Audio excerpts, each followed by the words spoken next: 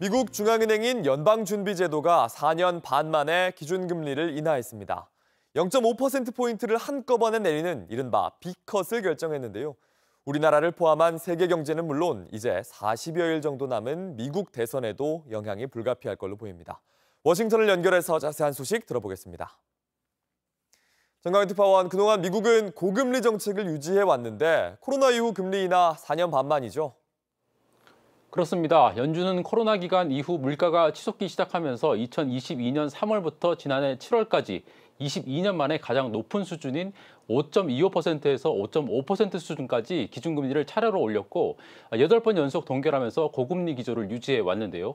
현지 시간 18일 4년 반 만에 0.5%포인트 B컷을 단행하면서 기준금리를 4.75%에서 5%로 낮췄고 연내에 추가로 인하할 가능성도 시사했습니다.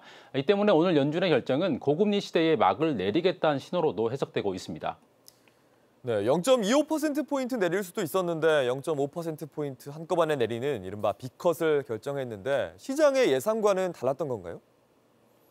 네, 연준 발표 직전까지도 시장에선 소폭 인하인 베이비컷이냐 대폭 인하인 B컷이냐 의견이 엇갈렸습니다.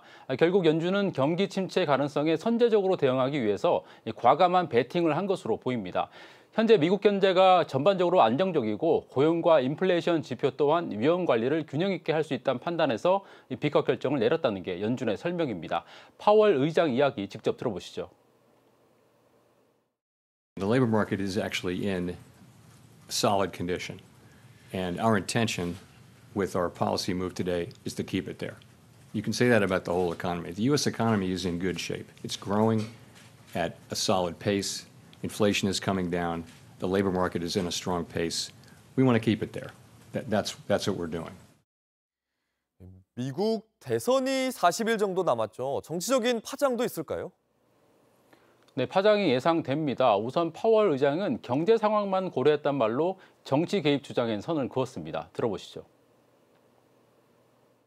Yeah, so this is my fourth presidential election at the Fed, and it's always the same. We're always going into this meeting in particular and asking what's the right thing to do for the people we serve.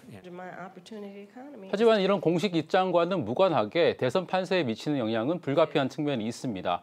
실제로 금리 인하 효과로 주택담보대출이나 자동차 할부대출 이자가 줄어들기 때문에 미국 국민들이 경기 회복을 체감할 경우 여당 후보이자 부통령인 해리스가 이를 행정부의 성과로 앞세우면서 지지율을 끌어올릴 가능성이 있습니다.